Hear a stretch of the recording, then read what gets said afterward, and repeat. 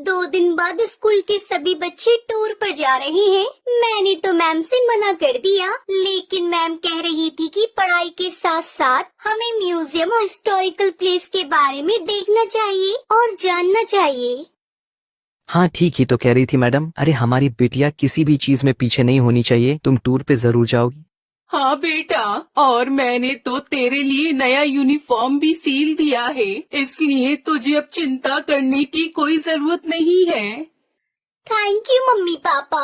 आप जैसे माँ बाप हर किसी को मेरी हर छोटी छोटी ख्वाहिशों को पूरा करने के लिए आप दोनों दिन रात मेहनत करते हैं। वैसे ही मैं जल्दी ही कामयाब होकर आपके हर एक सपने को पूरा करूँगी।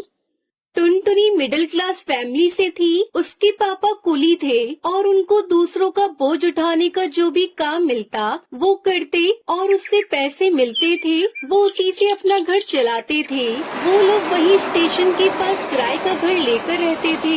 ऐसे ही हंसी खुशी टुनटुनी का परिवार चल रहा था। टुनटुनी के पिता टुन्नू चुड़ा बहुत ही विनम्र और दयालु स्वभाव के पक्षी थे। वो हमेशा दूसरों की मदद किया करते थे। ऐसे ही एक दिन एक अंधी पक्षी अपने बच्चे को लेकर स्टेशन पर ट्रेन आने का इंतजार कर रही थी। तभी अचानक से उसका पैर फिसल जाता है और उसका बच्चा पटरी पर गिर जाता है। माँ मुझे बचाओ, माँ बचाओ मुझे। अरे बेटा कहाँ हो तुम? गोलू, मेरे बच्चे कहाँ हो तुम गोलू? वो अंधी माँ बेबस होकर इधर उधर अपने बच्चे को तलाश रही थी। गोलू ट्रेन की पटरी पर रो रहा था और तभी उधर से तेज रफ्तार से हॉर्न देते हुए ट्रेन आ रही थी। तभी टुन्नू चुड़ा की नजर उस रोती हुई माँ और बच्चे पर जाती है। वो तुरंत ही सामान वहीं रखकर तेज रफ्तार से दौड़ते हुए पटरी पर जाता है और बच्चे को उठाकर स्टेशन पर रख देता है। तभी ट्रेन आ जाती है और टुन्नू चुड़ा अपने साहस भरे जज्बे के साथ उस बच्चे को तो बचा लेता है, लेकिन वो खुद को नहीं बचा पाता और उसकी वहीं मौत हो जाती है। ये खबर जब उसके घर वालों को पता चलती है तो उनके ऊपर मानो जैसे दुखों का पहाड़ टूट पड़ता है। वो लोग फूट फूट कर रोने लगते हैं। माँ पापा हमें छोड़कर कहाँ चले गए? माँ हमारा क्या होगा?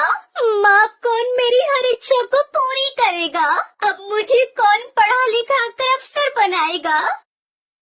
वहीं टुनटुनी की माँ टूनी की भी तबीयत खराब हो जाती है। अब घर की सारी जिम्मेदारी टुनटुनी चिड़िया पर आ जाती है। ऐसे ही 1 महीना बीत जाता है।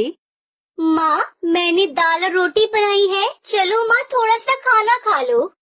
तुम खा लो बेटी, मुझे भूख नहीं है।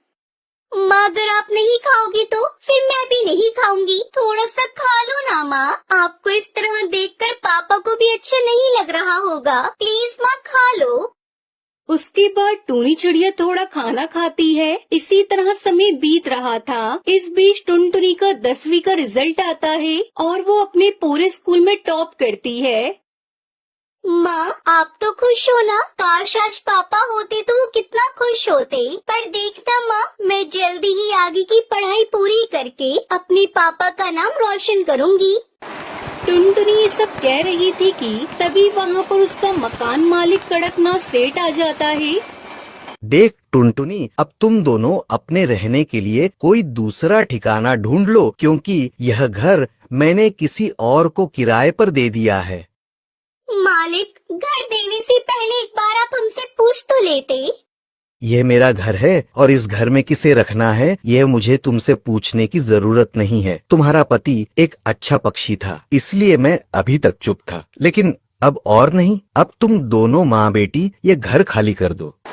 उसके बाद दोनों माँ बेटी रोते हुए घर से निकल जाती है। माँ अब हम कहाँ जाएंगे माँ? जहाँ भी किस्मत ले जाए बेटी। चल बेटी मेरे साथ चल। उसके बाद दोनों माँ बेटी घर की तलाश में निकल पड़ते हैं, लेकिन उन्हें कहीं कोई घर नहीं मिलता। वो दोनों एक सुनसान सड़क पर बस चले जा रही थी। तभी एक तेज रफ्तार गाड़ी आती है और टूनी चिड़िया को टक्कर मारकर चली जाती है। माँ ये आपको क्या हुआ माँ? अरे कोई है तो मेरी मदद करो। अरे कोई है। सुनसान सड़क पर उसकी मदद करने वाला कोई नहीं था। तभी उसे वहाँ एक बस दिखाई देती है और टुनटुनी चिड़िया जैसे तैसे करके अपनी माँ को बस में बिठाकर उसे चलाते हुए हॉस्पिटल ले जाती है। देखिए चिड़िया, तुम्हारी माँ के सिर से काफी खून बह गया है, हमें ऑपरेशन करना होगा। तुम जल्दी से 1 लाख रुपए जमा करवा दो। डॉक्टर साहब, आप ऑपरेशन की तैयारी करिए, मैं अभी पैसे लेकर आती हूँ। टुनटुनी उसी बस में बैठकर रो रही थी। हे भगवान, पापा को तो पहले ही मैं खो चुकी हूँ। अगर माँ को कुछ हुआ तो मैं नहीं जी पाऊंगी। मुझे हर हाल में मेरी माँ की जान बचानी है, लेकिन मैं इतने सारे पैसे कहाँ से लेकर आऊंगी? तभी उस बस में से आवाज आती है, परेशान मत हो टुनटुनी चिड़िया, मैं परी लोक से आई हुई हूँ। मैं जादुई बस हूँ और तुम्हारे परिवार वालों की अच्छाई को देखते हुए ही रानी परी ने मुझे तुम्हारी मदद के लिए भेजा है। आज से तुम्हें घबराने की कोई जरूरत नहीं है। ये लो, ये पूरे 1 लाख रुपए हैं। जादुई बस, मैं तुम्हारा ये एहसान कैसे चुका पाऊंगी? थैंक यू बस, तुमने मेरी ऐसी मुश्किल समय में मदद की जब मेरा साथ देने वाला कोई नहीं था। उसके बाद टुनटुनी वो पैसे लेकर अपनी माँ का इलाज करवाती है। कुछ दिनों में उसकी माँ ठीक हो जाती है। फिर जादुई बस टुनटुनी चिड़िया से कहती है, अब तुम दोनों माँ बेटी जल्दी से मेरी बस में जाकर बैठ जाओ, मैं तुम्हें एक चमत्कार दिखाती हूँ। उसके बाद वो बस खुद ब खुद एक बस घर के रूप में बदल जाती है। टुनटुनी, आज से ये घर तुम्हारा है। तुम अब यहाँ अपनी माँ के साथ आराम से इस बस घर में रह सकती हो। और हाँ, तुम्हें इस घर में किसी भी तरह की कोई कमी नहीं होगी। वो सब तो ठीक है जादुई बस, लेकिन ये बस घर तो शहर से काफी दूर है। फिर मैं अपने स्कूल कैसे जाऊंगी?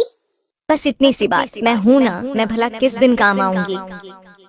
उस दिन के बाद से टुनटुनी और उसकी माँ जादुई बस घर के साथ हंसी खुशी रहने लगती हैं। उन्हें अब किसी भी चीज की कोई कमी नहीं होती और जादुई बस हर कदम पर टुनटुनी की सहायता करती है।